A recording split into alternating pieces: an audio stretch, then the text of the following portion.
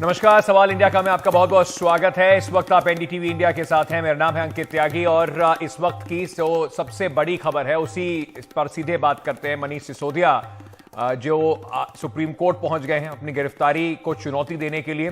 मनीष सिसोदिया ने अपनी गिरफ्तारी पर सुप्रीम कोर्ट का दरवाजा खटखटाया है।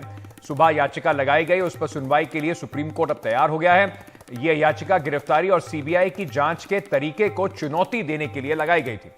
कल सिसोदिया को अदालत ने 5 दिन की सीबीआई रिमांड पर भेज दिया था। 4 मार्च तक वो अब सीबीआई की गिरफ्त में, उनकी कस्टडी में रहेंगे। वहीं उन पर दिल्ली की जो नई शराब नीति है उस पर कथित घोटाले में मनीष सिसोदिया जो है उनके ऊपर कई आरोप लगाए गए।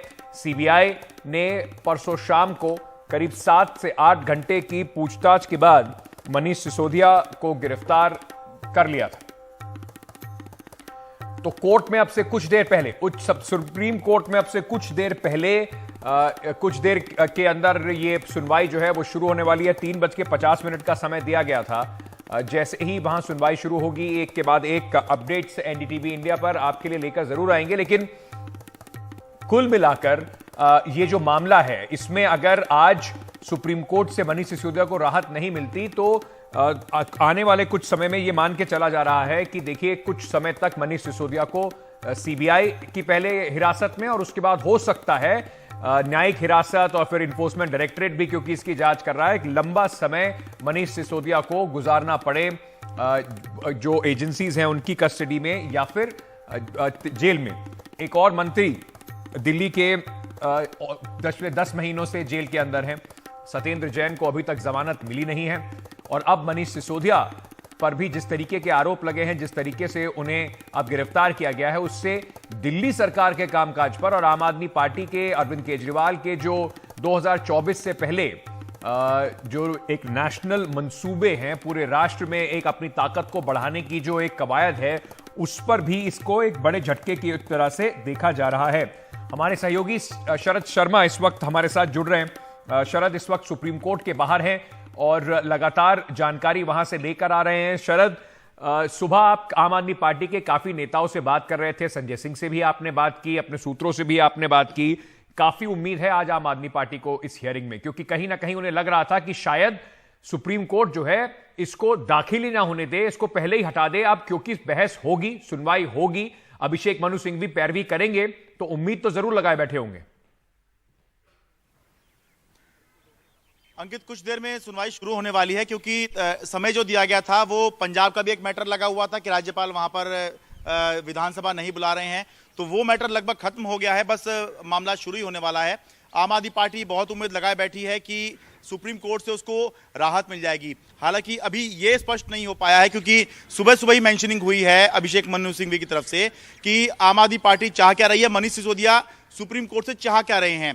गिरफ्तारी को उन्होंने चुनौती जरूर दी है, उन्होंने सीबीआई जिस तरह से जांच कर रही है उसको चुनौती जरूर दी है, लेकिन सुप्रीम कोर्ट अभी सुनवाई जब करेगा तो ये पूछेगा कि आप हमसे चाहते क्या हैं, कि क्या करें। चर्चा ये हो रही है कि आम आदमी पार्टी या मनीष सिसोदिया सुप्रीम कोर्ट से चाह क्या रहे हैं और सुप्रीम कोर्ट ज्यादा से ज्यादा क्या दे सकता है, किस तरह की राहत जो है अगर सुप्रीम कोर्ट देता है तो वो क्या हो सकती है।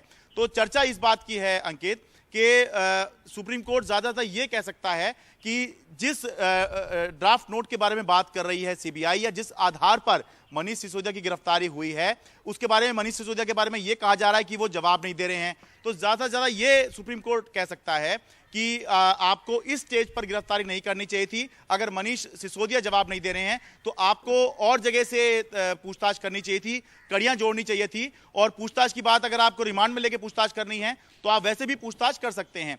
तो ये जरूर है कि इस तरह की बात अगर राहत मिलती है तो ये हो सकती है, लेकिन ये बहुत ही एक्सट्रीम पर होगा कि सुप्रीम कोर्ट जमानत दे दे या ये कह दे कि ये गिरफ्तारी ही बिल्कुल गलत है और मनीष सिसोदिया को छोड़ देना चाहिए। ये बहुत ही अनलाइकली लग रहा है, लेकिन ये सब अभी हम चर्चा के स्तर पर बात कर रहे हैं। अब जब सुनवाई शुरू होगी तब पता चलेगा कि क्या दलील दी जा रही है और कोर्ट कितनी दलील को जो है स्वीकार करता है। बिल्कुल, और जमानत की जहां तक बात है वो तो क्योंकि अभी उस पर बहस हो ही नहीं सकती क्योंकि जमानत का तो याचिका ही नहीं है, और उस पर भी शायद सुप्रीम कोर्ट को भी यह कहना पड़ेगा कि आप पहले जाइए निचली अदालत में। अभी तो इनको 4 दिन की 5 दिन की रिमांड पर भेजा है, 4 तारीख के बाद ही जमानत की बात आएगी। लेकिन अगर शरद, क्योंकि आम आदमी पार्टी की उम्मीद यह होगी कि अगर सुप्रीम कोर्ट कुछ टिप्पणी भी करता है, जिस तरीके से मनीष सिसोदिया को अरेस्ट किया गया, एजेंसीज के ऊपर अगर वो कुछ तल्ख टिप्पणी भी कर देता है, तो उसको भी कम से कम कहीं ना कहीं आम आदमी पार्टी राजनीतिक तौर पर तो कम से कम फ्रंट फुट पर आ जाएगी उस बात को लेकर।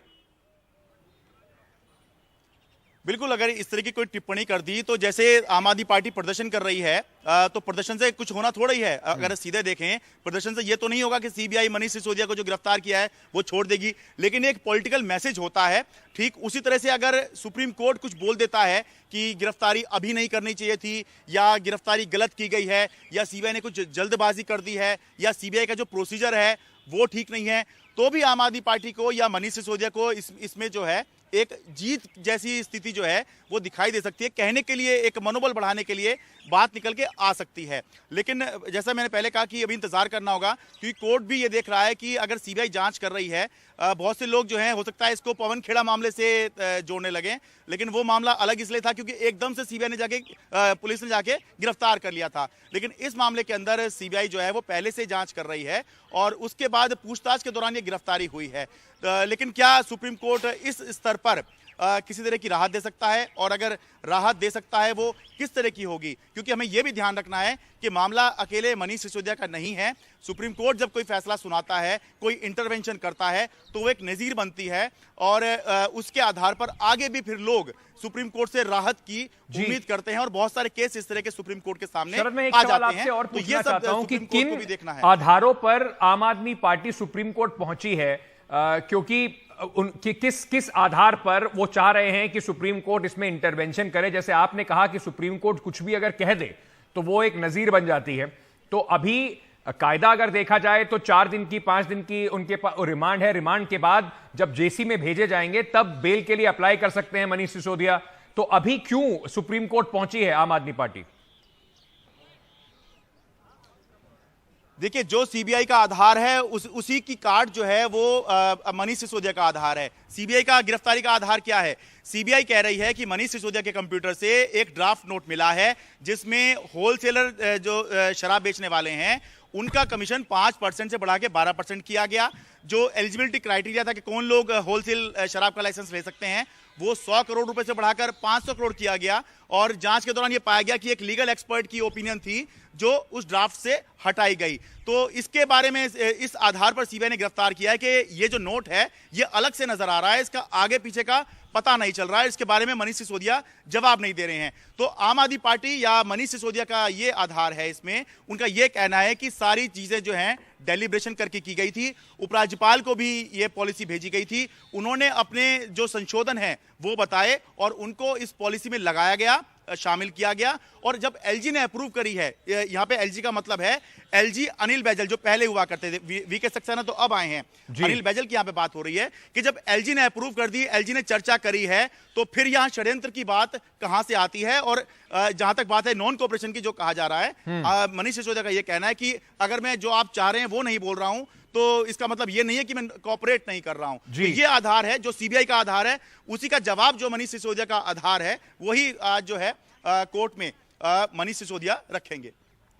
तो एक बड़ा दांव जरूर आम आदमी पार्टी ने सुप्रीम कोर्ट के सीधे रास्ते जाकर अभिषेक मनु सिंघवी के द्वारा जरूर खेल लिया है, क्योंकि इसके फायदे नुकसान दोनों ही बहुत बड़े होंगे। अगर सुप्रीम कोर्ट इस पर कुछ सीबीआई के खिलाफ टिप्पणी कर देता है तो उसको आम आदमी पार्टी अपने एक राजनीतिक तौर पर उसका इस्तेमाल कर पाएगी, और अगर सुप्रीम कोर्ट इसमें कुछ नहीं कहता है और कहता है कि जाइए प्रोसेस फॉलो कीजिए, तो ये उनके लिए और मुश्किलें भी पैदा कर सकती है। शरद हमारे साथ बने रहेंगे, जैसे वहां पर गतिविधि होगी शरद हमें बताएंगे। लेकिन बीजेपी के सांसद मनोज तिवारी इस मामले में जो सुप्रीम कोर्ट गए हैं मनीष सिसोदिया, उस पर हमारे सहयोगी रवीश ने उनसे बात की तो उन्होंने कहा कि आबकारी घोटाले में मास्टरमाइंड को बचाने के लिए आम आदमी पार्टी सुप्रीम कोर्ट पहुंच गई है। सुनवाते हैं आपको। मुझे तो लगता है कि सीबीआई के 5 दिन के रिमांड के सवालों का जवाब देने की बजाय उन सवालों से बचने के लिए सुप्रीम कोर्ट जाना ये सिद्ध करता है कि ये दोषी हैं और ये लोग सवालों के जवाब नहीं देना चाहते हैं, ये सीबीआई के जांच में सहयोग नहीं कर रहे हैं। लेकिन बाहर कोई ऐसा व्यक्ति बैठा है जो डर रहा है कि अंदर ये मनीष सिसोदिया सीबीआई के सवालों के जवाब में मेरा नाम न ले ले। अच्छा, कोई तो डर रहा है। सुप्रीम कोर्ट तो वही गया है जो मनीष सिसोदिया से निकलने वाले सवालों से डर रहा है। अच्छा सर, मनीष जी के पास में 18 डिपार्टमेंट थे, तो आपको नहीं लगता है कि इस पूरे सीबीआई का जो मामला दर्ज हुआ है उससे अब उनके कामकाज पर भी फर्क पड़ेगा, कहीं ना कहीं दिल्ली का विकास भी प्रभावित होगा? ये कार्रवाई शराब मंत्री पे और लीकर घोटाले पे है। और जहां तक रही बात, आपने कहा 18 मंत्रालय, ये जो डिपार्टमेंट लेस सीएम है अरविंद केजरीवाल जी, 2-4 तो चला लो, कुछ दिन तो चला लो, जब तक जांच हो रही है तब तक तो चला लो। ऐसा तो है नहीं कि वो लिख लोढ़ा पढ़ पत्थर हैं, तो काफी सुने हैं कि पढ़े लिखे व्यक्ति हैं। तो क्या आप 2-4 मिनिस्ट्री भी नहीं चला? आप तो इतनी दुनिया देखे हैं आप। इस देश का कोई भी सीएम, मुझे लगता है किसी के पास 6 से कम तो विभाग नहीं है, मंत्रालय। एक अरविंद केजरीवाल है जिनके पास एक भी विभाग नहीं है। कुछ देख लो। और इस तरह की इमोशनल बातें करके एक अपराधी को उसकी जांच जो हो रही है उसको बाधित नहीं कर सकते। अच्छा सर, एक आखिरी सवाल है कि मनीष सिसोदिया जब से सीबीआई की कस्टडी में आए हैं, विपक्षी एकता जो है वो शायद मजबूत हुई है। कांग्रेस की अगर हम बात करें तो कांग्रेस के प्रदेश अध्यक्ष का बयान उनके हिरासत पर दूसरा है, और जो कांग्रेस के प्रवक्ता हैं जयराम रमेश, वो कुछ दूसरा बयान दे रहे हैं। तो आपको नहीं लगता है मनीष के बहाने विपक्ष एकजुट हो गया है? अब ये तो अगर भ्रष्टाचार के आरोप लगने के बाद वो एक हो रहे हैं, तो मुझे लगता है ऐसा तो नहीं कि उनमें से कुछ लोग इसमें सम्मिलित हैं, या फिर उनको ये चाहिए कि भ्रष्टाचार के खिलाफ कड़े कदम मत उठाओ। तो देखिए, सीबीआई एक स्वतंत्र संस्था है, कभी होगी किसी के इशारे पे चलती होगी। सीबीआई कोई नरेंद्र मोदी जी के आने के बाद तो बनी नहीं है, ये तो बहुत लंबे समय से बनी हुई है। नरेंद्र मोदी जी के आने के बाद सीबीआई स्वतंत्र है। ये जो आप सुन रहे थे सीबीआई के ऊपर तोता जो है पिंजरे वाला, उसकी बात बार बार कही जाती थी। पहले बीजेपी इस बात को कहती थी, सुप्रीम कोर्ट ने जब एक बार टिप्पणी करी थी यूपीए सरकार के समय में। अब यही बात जो विपक्षी दल हैं वो भी इसी बात को कह रहे हैं। मैं इस वक्त ये पंजाब का जो केस चल रहा है उससे जुड़ी एक बड़ी टिप्पणी इस वक्त कोर्ट में हुई है, और अहम टिप्पणी है, तो इसी वजह से इस पर जाएंगे। उससे पहले मैं जरा अपने मेहमानों का भी आपसे तारुफ करा देता हूं। हमारे साथ डॉक्टर कंवर सेन जुड़ रहे हैं, नेता हैं भारतीय जनता पार्टी के। हमारे साथ कपिल सुदान साहब जुड़ रहे हैं, ये एडवोकेट हैं सुप्रीम कोर्ट में। हमारे साथ जावेद रहमानी साहब जुड़ रहे हैं, वरिष्ठ पत्रकार हैं। और जैस्मिन शाह साहब जुड़ रहे हैं, ये हैं प्रवक्ता आम आदमी पार्टी के। आप सभी का बहुत बहुत स्वागत। ये एक बड़ी अहम टिप्पणी है, और मैं थोड़ा सा मनीष सिसोदिया का जो मामला है उससे जरूर हट रहा हूं आप लोगों से माफी के साथ, लेकिन ये जरूरी इस वजह से भी है कि यहां पर भी जो गवर्नर बनाम पंजाब सरकार, जहां आम आदमी पार्टी की जो सरकार है उसकी जो लड़ाई है वो सामने वहां पर दिखाई पड़ रही है। जो चीफ जस्टिस है चंद्रचूड़ साहब, उन्होंने एक बहुत अहम टिप्पणी इस पे की है, और ये टिप्पणी करते हुए उन्होंने कहा है, आपको बता दें थोड़ा सा कि ये मामला जो है ये वहां पर जो विधानसभा है वहां पर बुलाने के लिए, विधानसभा का सत्र बुलाने के लिए ये जो लड़ाई चल रही है। कहा था सरकार चाहती थी कि सत्र बुलाया जाए, गवर्नर साहब ने कहा कि जिस तरीके की भाषा चिट्ठी में लिखी गई है वो अनुकूल है नहीं, और उन्होंने सत्र बुलाने से मना कर दिया। तो सीजेआई साहब ने कहा है कि अगर कैबिनेट सदन बुलाने की सलाह देती है तो राज्यपाल को सदन बुलाना होगा। ये बहुत महत्वपूर्ण टिप्पणी है इस पूरे मामले में। अभिषेक मनु सिंघवी पंजाब सरकार की तरफ से हैं, तुषार मेहता जो हैं वो गवर्नर की तरफ से वहां पर बहस कर रहे हैं। तो ये एक बहुत महत्वपूर्ण टिप्पणी है। मैं आपको बता दूं कि ये कोई ऑर्डर अभी पास नहीं हुआ है, पर ये जो पूरी जिरा चल रही है, पूरी बहस चल रही है, इसमें एक बड़ी महत्वपूर्ण टिप्पणी चीफ जस्टिस जो हैं चंद्रचूड़ साहब, उन्होंने की है कि अगर पंजाब की कैबिनेट ने अगर सदन बुलाने की सलाह राज्यपाल को दी है तो आपको बुलाना होगा। यह भी बताया जा रहा है कि जो चीफ जस्टिस हैं वो इस वक्त ऑर्डर जो है उसको डिक्टेट कर रहे हैं। तो ये एक बहुत महत्वपूर्ण बात कही गई है। डॉक्टर जो सीजेआई हैं उन्होंने कहा कि अगर गवर्नर ने बुलाया है तो आपको इसको जो सदन है उसको बुलाना पड़ेगा। और जो हमारा डिस्कोर्स है उसके बारे में भी उन्होंने कुछ बातें कही हैं। उन्होंने कहा है कि गवर्नर का जो ऑफिस है वो किसी पार्टी का ऑफिस नहीं होता है, कॉन्स्टिट्यूशनल एक पोजीशन होती है। तो पॉलिटिकल पार्टीज को थोड़ा ध्यान रखना होगा किस तरीके की भाषा का इस्तेमाल आपस में बातचीत में किया जाता है। तो ये एक अहम बात कही जा रही है और इस पर मैं कोशिश करता हूं हमारे सहयोगी शरद अगर इस वक्त जुड़ गए हैं। शरद, आपसे फटाफट ये बात जानना चाहेंगे, ये बड़ी महत्वपूर्ण टिप्पणी है और ऑर्डर पे भी इसका असर पड़ सकता है।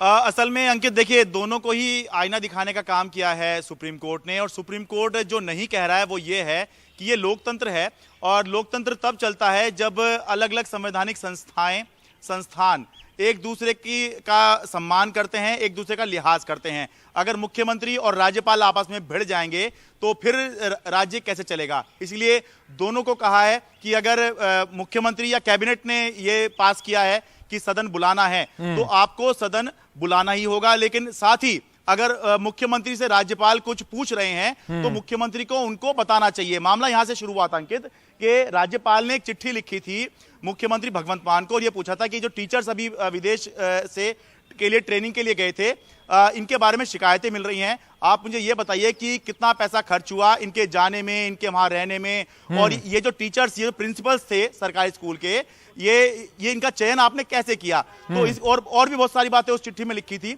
तो इसके जवाब में भगवंत मान ने यह कह दिया था कि मैं 3 करोड़ पंजाबी के प्रति जवाबदेह हूं, आपके प्रति जवाबदेह नहीं हूं। तो इसी को लेकर जो है पहले से विवाद चल रहा था। तो अब जब मुख्यमंत्री ने सदन बुलाने के लिए कहा क्योंकि बजट आना है, तो तब उन्होंने ये कह दिया कि आप तो मुझसे ये कह रहे थे कि मैं तो 3 करोड़ के प्रति जवाबदेह हूं, तो मैं भी इस बारे में सलाह लूंगा कि सदन बुलाना चाहिए या नहीं बुलाना चाहिए। तो दोनों को ही सुप्रीम कोर्ट ने एक तरह से सलाह दी है कि संयम बरतें। अगर मुख्यमंत्री को राज्यपाल कुछ पूछ रहे हैं तो मुख्यमंत्री उनको बताएं, और अगर कैबिनेट ने यह कहा है कि सदन बुलाना है तो चाहे मुख्यमंत्री कुछ भी ट्वीट कर रहे हैं तो सदन आपको बुलाना ही होगा। उन्होंने एक डिटेल ऑर्डर इस बारे में आएगा, शायद आगे के लिए काम बता रहे हैं, बड़ा मैसेज जरूर दिया है। अगर राज्यपाल को संवैधानिक अधिकार याद दिलाते हुए यह बात कही है कि यह आपका संवैधानिक दायित्व है कि अगर कैबिनेट आपको कह रही है कि आप सदन बुलाइए तो आप सदन बुलाइए, और साथ ही साथ सरकार को भी कहा है कि संविधान के मुताबिक राज्यपाल अगर कुछ जानकारी मांगते हैं तो सरकार को भी वो जानकारी देनी होगी, जो राज्यपाल की और उनके पद की जो गरिमा है उसको भी बना के रखना होगा। जैस्मिन शाह, किस तरीके से देखते हैं आप ये जो टिप्पणी सीजेआई साहब ने की है? मतलब इसको आप एक तरीके से आम आदमी पार्टी ये जरूर कह सकती है कि हमारी बात मानी जाए और जो संविधान है उसके हिसाब से अगर कैबिनेट ने कुछ कहा है तो उसको राज्यपाल माने, लेकिन उन्होंने इस साथ में यह भी कहा है कि राज्यपाल का जो पद है उसकी एक गरिमा होती है, किसी भी तरह का अनुचित व्यवहार उनके साथ नहीं किया जा सकता। अगर वो जानकारी मांग रहे हैं तो आपको देनी होगी। अंकित, देखिए, शुरुआत से हम देखते आ रहे हैं, केवल दिल्ली में ही नहीं, जहां पे लेफ्टिनेंट गवर्नर साहब है, पंजाब में गवर्नर हैं, तेलंगाना में विवाद हो रहे हैं, तमिलनाडु में विवाद हो रहे हैं, लगातार भारतीय जनता पार्टी की एक प्रवृत्ति रही है कि अगर हमारी सरकार कहीं नहीं बनती तो फिर हम गवर्नर के जरिए उस सरकार को हम फिक्स करेंगे, हमारे ऑपोजिशन पार्टी को प्रताड़ित करेंगे, उनके प्रोजेक्ट्स, उनके बिल्स। कभी आपने सुना है भारत के इतिहास में कि 15 बिल्स जो असेंबली ने पास किए थे तमिलनाडु की सरकार ने, वो गवर्नर ने रोक के बैठे थे, 1 साल तक उसे पास नहीं किया। तो जब आप खुद ही अपनी ऑफिस की गरिमा नहीं रखते हैं तो लोग या मुख्यमंत्री क्या गरिमा रखेंगे? आप कॉन्स्टिट्यूशनली अप्रोप्रिएट बिहेवियर करिए, हम पूरा सम्मान देंगे। आप दिल्ली में देखिए, उपराज्यपाल कहते हैं कि मैं यहाँ का मालिक हूं, मेरे पे सुप्रीम कोर्ट के ऑर्डर्स बाध्य नहीं है, मेरे पास संविधान नहीं बाध्य है, मुझे तो केंद्र ने भेजा है कि तुम ही सारे डिसीजन लो, तो मैं नहीं सुनता चीफ मिनिस्टर की। ऐसे चलेगा देश?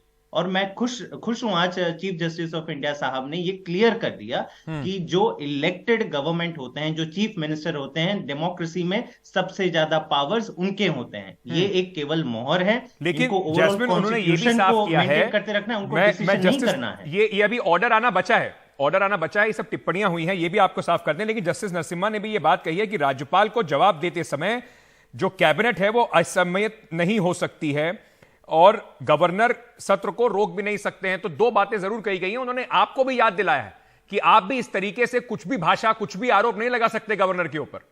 नहीं, हम नहीं कह रहे हैं कि अंकित जी कि हम ये लगाना चाहते हैं। देखिए, ये देखिए, आप इतने दशकों से गवर्नर की ऑफिस देश में चलती आ रही है, कुछ बड़े विवाद नहीं हुए। पिछले 2 सालों में लगातार केवल आम आदमी पार्टी नहीं कह रही, सारे ऑपोजिशन सरकारें कह रही जी। कि आप गवर्नर के ऑफिस के जरिए हमारे काम रोक रहे हैं, हमारे बिल नहीं अलाउ कर रहे हैं और हर चीज में बाधा डाल रहे हैं। जी। तो कुछ ना कुछ तो होगा। ये पूरी जो एक डॉक्टर सेन से पॉलिटिसाइजेशन हो इसके गया ऊपर है एक गवर्नर प्रतिक्रिया ले ऑफिस लेते हैं। डॉक्टर सेन, आपने जैस्मिन को भी सुना और सुप्रीम कोर्ट की टिप्पणी भी सुनी। मैं फिर ये दोहरा रहा हूं कि ये अभी फाइनल ऑर्डर नहीं है। सुप्रीम कोर्ट में चीफ जस्टिस ऑफ इंडिया ने ये टिप्पणी की है। कहीं ना कहीं उन्होंने गवर्नर को यह भी कहा है कि संविधान के हिसाब से आप सत्र रोक नहीं सकते हैं। आपके ऊपर जो भाषा का इस्तेमाल किया उसके ऊपर उन्होंने टिप्पणी जरूर की है, लेकिन कहा है कि ऐसा थोड़ी होगा कि आप अगर नाराज हो गए तो कॉन्स्टिट्यूशन के जो जितने भी जिस तरह के आधार हैं उन्हीं को आप मानना बंद कर दें। अंकित जी, जिस प्रकार से आम आदमी पार्टी के प्रवक्ता इस टिप्पणी को लेकर के खुश हो रहे हैं कि उन्होंने राज्यपाल पर टिप्पणी की है, मेरे ख्याल से इसमें खुश होने की कोई बात नहीं है। ऑलरेडी ये अपने चीफ जस्टिस ने दोनों को ही एक प्रकार से हिदायत दी है कि अपनी भाषा पे शालीनता बनाए रखें और जिसका जो अधिकार है उसका पालन करें। यदि गवर्नर की पे हाउस बुलाए तो बुलाना चाहिए, और यदि जो चीफ मिनिस्टर है वो भी यदि 3 करोड़ से चुना हुआ तो उसके भी कोई शब्दों में शालीनता होनी चाहिए। किस प्रकार की भाषा का इस्तेमाल एक जो बैठे हुए हैं वहां पे गवर्नर बन के, उनके प्रति किस प्रकार का सम्मान का भाव उनके मन में होना चाहिए, इस बात को भी ध्यान में रखना चाहिए। तो इसमें कोई खुश होने वाली बात आपकी बात बिल्कुल ठीक है, संयम होना चाहिए, राजनीतिक भाषा का बहुत ध्यान रखना चाहिए, और जब भी आप कॉन्स्टिट्यूशनल पोस्ट की बात करें तो उस पर ज्यादा रखना चाहिए। लेकिन क्या यह कोई आधार हो सकता है कि मैंने थोड़ा तल्ख भाषा बोल दी तो उसका मतलब कि आप कॉन्स्टिट्यूशन को एक परे रखकर अपनी मर्जी से कुछ भी करेंगे? इसी वजह से आरोप लग रहा है कि भारतीय जनता पार्टी जहां पर उनकी सरकार नहीं है वहां लेफ्टिनेंट गवर्नर और गवर्नर्स के जरिए सरकारों को परेशान करती है, ऑपोजिशन के ऊपर दबाव बनाती है। इस्तेमाल होगी ये लाइन हर जगह आपके खिलाफ। अंकित जी, मैं इस बात से सहमत नहीं हूं। देखिए किस प्रकार से आदरणीय मोदी जी ने भी उसमें लोकसभा में जब जवाब दे रहे थे, उन्होंने कहा था कि किस प्रकार से जब कांग्रेस की सरकार थी या अन्य सरकार थी, उन्होंने किस प्रकार से गवर्नरों ने अपनी उसका इस्तेमाल करके कितनी सरकारों को भंग किया था। तो मेरे ख्याल से हमारे राज्य में, हमारे टाइम में तो एक भी सरकार इस प्रकार से भंग नहीं हुई है। और एक बनी हुई एक स्थिति है काम करे, तो मेरे ख्याल से नहीं लगता कि मुझे इस प्रकार की कोई बात सामने आएगी। मैं भी दिल्ली का मेयर रहा और आदरणीय शीला जी चीफ मिनिस्टर थी और हमारे तेजेंद्र खन्ना जी वो थे। मैं बाहर जाता था, उनके सरकार के तरफ से नॉमिनेट होकर के बाहर विदेशों में जाता था, तो आकर के पूरी जानकारी अपने गवर्नर साहब को देता था, उनकी सहमति से जाता था, उनके आकर के पूरी जानकारी उनको देता था। तो इस प्रकार का भाव मेरे ख्याल से एक गवर्नर के प्रति जरूर होना चाहिए। लेकिन सर ये जो आपने कहा कि कांग्रेस ने सर वो जस्टिफिकेशन थोड़ी हो सकता है कि अगर आप बर्खास्त नहीं कर रहे पर आप उस काम में अड़ंगा डालेंगे तो जस्टिफिकेशन थोड़ी हो सकता है कांग्रेस करती थी तो हमने तो थोड़ा कम ही करा है।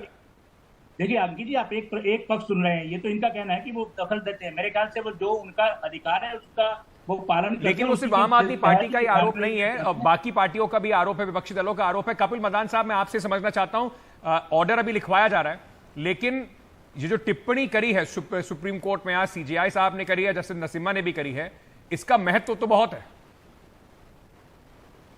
देखिए अंकित जी, हमें ये देखना होगा कि किसी भी देश के अंदर, किसी भी सरकार के अंदर जो गवर्नर साहब हैं उनका रोल क्या है। उनका रोल मेरी समझ से ये है कि जो भी हमारी संवैधानिक कार्य प्रणाली है उनको वो इंश्योर करना है कि उस पर्टिकुलर स्टेट में उस सरकार वो जो चल रही है वो संवैधानिक कार्य प्रणाली के अनुसार चले, और अगर कोई भी वहां डिविएशन होता है किसी भी प्रकार का तो वहां पे गवर्नर का रोल सिग्निफिकेंट हो जाता है।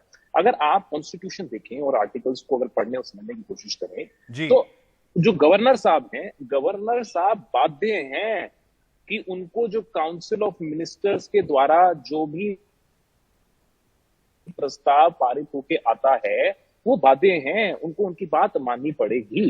ये संविधान की कार्यप्रणाली है। अब हो क्या रहा है, अभी में प्रवक्ता जो आपके हैं, और ये बात मैं उनकी सुन रहा था और मैं उनकी इस बात से एग्री भी कर रहा हूं कि आप ऐसा क्यों नहीं देखते कि जहां पे बीजेपी की स्टेट है, और बीजेपी की स्टेट में भी तो गवर्नर होते हैं, आप इस तरीके के टसल गवर्नर और बीजेपी रूल स्टेट गवर्नमेंट्स में क्यों नहीं देखते? आप क्यों नहीं देखते कि हर एक फाइल के अंदर गवर्नर साहब कुछ ना कुछ मतलब अपना कुछ भी विरोध या कोई भी किस तरीके की टिप्पणी और किस तरीके की कंट्रोवर्सी जो कि सुप्रीम कोर्ट को इंटरवीन करना पड़ रहा है। आप ये देखें अंकित जी, बड़ा मुद्दा ये है कि जब आप पॉलिटिकल रोल प्ले करना शुरू कर देते हैं तो आप अपने जो पद है, आप उसकी गरिमा, जो डेमोक्रेसी से इलेक्ट होके सरकार बन के आई है, आप उसकी गरिमा और आप कोर्ट्स का भी जो समय है वो आप उसको भी खराब कर रहे हैं कि सुप्रीम कोर्ट को बीच नहीं, में बिल्कुल ठीक intervene बात आप करना कह रहे हैं, पड़ रहा क्योंकि है ये कि अगर एग्जाम्पल पे पंजाब एग्जाम्पल गवर्नमेंट होंगे। सत्र बुला चाहे रही बात हम है, वेस्ट बंगाल की तो कर लें, ये- चाहे ये- कोश्यारी ये- साहब की कर लें, उनका इस- कितना इस- विरोध हुआ, इस मुद्दे उनके में ऊपर भी भी इस सुप्रीम तरह के कोर्ट आरोप को लगे, करना पड़ेगा। अंत में जाकर उनको अपना पद छोड़ना पड़ा।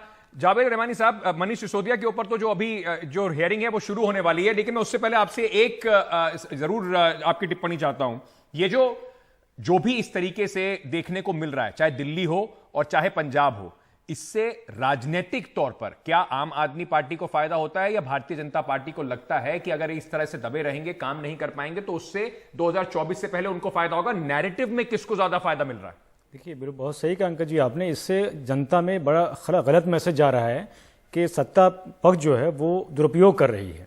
चूंकि मैं तो समाज के बीच में रहता हूँ, बिल्कुल छोटे रेडी वाले, पटरी वाले, वहाँ लोग गुफ्तगू कर रहे हैं कि जब से आदरणीय मोदी जी केंद्र में बैठे हुए हैं, जब से ये चीज़ें ज़्यादा उछल के आ रही हैं। पहले भी गवर्नर, जाहिर हर स्टेट में गवर्नर होते हैं, पहले तो कभी किसी को हर रातों में सुप्रीम कोर्ट को नहीं खुलवाया गया। ऐसी कोई मतलब मैंने देखा नहीं कि सर, लेकिन ये भी कहना थोड़ा गलत होगा कि सुप्रीम गवर्नर्स के सवाल जो है उनके ऊपर सवाल पहले भी उठते रहे। कांग्रेस की सरकार थी तब भी गवर्नर्स के रोल पर काफी सवाल उठते थे, लेकिन ये बात बिल्कुल जायज है। इस पर एक बड़ी बहस की भी आवश्यकता है कि क्या गवर्नर का जो ऑफिस है, जिस तरीके से, जिस काम के लिए वो बना था, वो ऑफिस क्या अब राजनीतिक ऑफिस के तौर पर इस्तेमाल हो रहा है, और उसकी आवश्यकता है भी या नहीं? इस पर भी कहीं ना कहीं एक बड़ी बहस, व्यापक बहस होनी जरूर चाहिए। तो ये जो कुल मिलाकर ये जो टिप्पणी है, इसको फिर से बता दें, ऑर्डर नहीं है, टिप्पणी है। ऑर्डर अभी लिखवाया जा रहा है, तब पता चलेगा कि पंजाब के अंदर जो सत्र बुलाने की बात है वो कहां तक पहुंची है। छोटा सा एक ब्रेक लेकर आ रहे हैं, हमारे मेहमान हमारे साथ जुड़े रहेंगे। मनीष सिसोदिया को लेकर थोड़ी देर में, आपसे बिल्कुल चंद मिनटों में हियरिंग जो है, सुनवाई जो है वो शुरू होने वाली है। उससे जुड़ी हुई सारी खबरें और टिप्पणियां हम लेकर एनडीटीवी पर वापस आ रहे हैं, बने रहिए।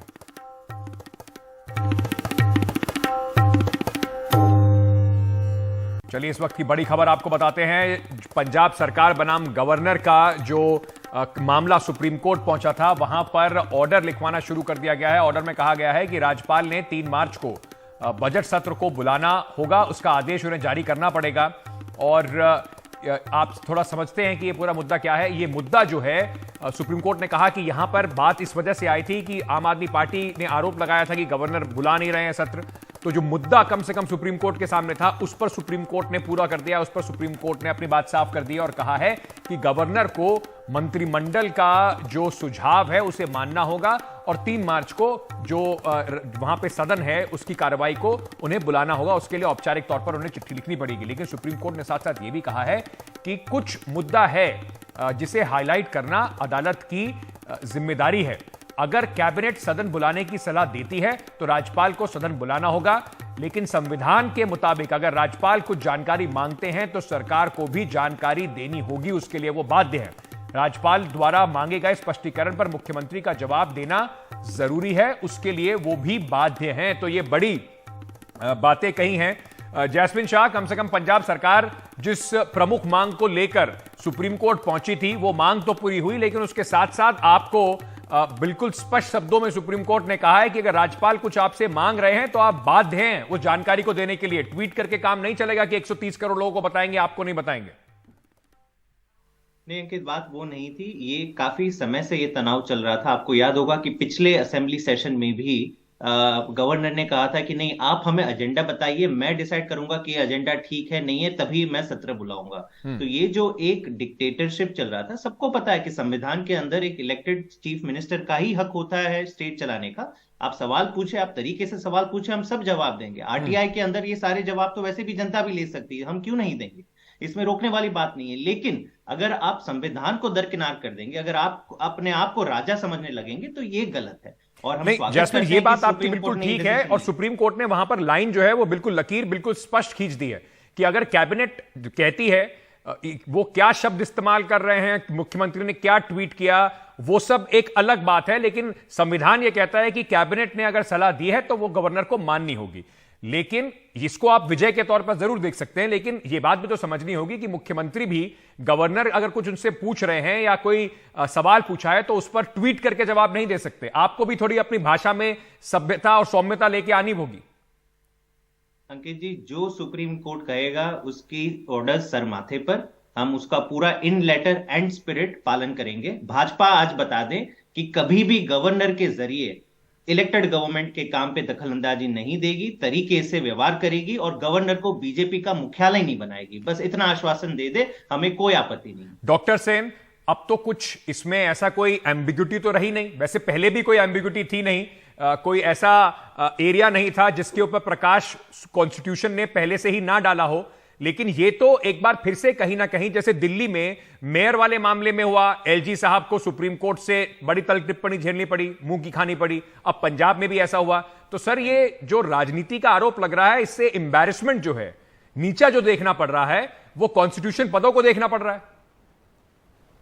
देखिए अंकित जी, जो जहां तक पंजाब की बात है, पंजाब के गवर्नर ने मना नहीं किया कि वो हाउस नहीं बुलाएंगे या नहीं बुलाएंगे। उन्होंने सिर्फ ये कहा कि जो ये आपका आया, मैं भी इस पे एक ओपिनियन लेना चाहता हूं। तो एक ओपिनियन लेने में तो मेरे ख्याल से कोई बात नहीं है। दूसरी बात ये है सर, कि ऐसा नहीं है सर, सुप्रीम कोर्ट ने बिल्कुल स्पष्ट कर दिया है, उन्होंने कह दिया है कि कुछ भी उनकी भाषा भूल जाइए, अगर कैबिनेट कह रही है तो आपको उसका पालन करना होगा, आपको उनकी एडवाइस को मानना होगा।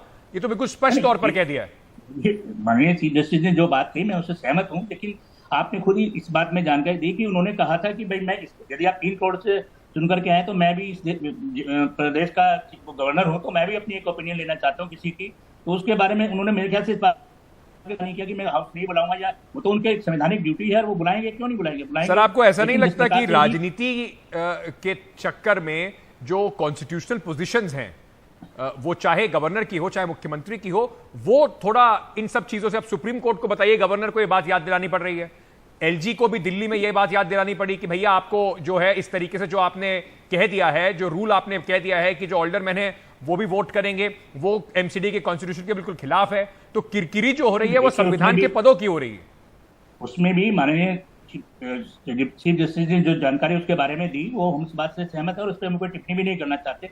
लेकिन यदि आप पूरे का उसका रूल देखें एमसीडी का, तो उसमें जो वो साइलेंट है, उसमें किस प्रकार नहीं लिखा हुआ कि वो वोट, वो कहते हैं परंपरा के आधार पर ऐसा होता, ठीक है, होता आया होगा, लेकिन यदि उसमें साइलेंट है तो उसके ऊपर ही भी कोई बात रखी कि भाई ठीक है वो भी वोट करेंगे। सर, बड़ा मुश्किल होगा इस तरीके से उसको डिफेंड करना, कम से कम अभी के हिसाब से जिस तरीके की टिप्पणी अब सुप्रीम कोर्ट ने जो कर दी है, उसके बाद बहुत स्पष्ट सुप्रीम कोर्ट ने ये बात कह दी है कि भाई क्या क्या होना चाहिए और गवर्नर के क्या इसमें पूरा उनका रोल रहेगा। रहमानी साहब, छोटा सा ब्रेक लेने से पहले, आपको लगता है भारतीय जनता पार्टी के लिए थोड़ा सा एम्बैरेसिंग जरूर होगा ये सिचुएशन? बिल्कुल होगा सर, इससे गवर्नर के से ज्यादा केंद्र सरकार को इसका सारा एम्बैरेसिंग होता है, जनता में मैसेज गलत जाता है, केंद्र सरकार इसका दुरुपयोग कर रही है और ये आने वाले दिनों में भी इसके संकेत नजर आएंगे आपको, ऐसा नहीं है।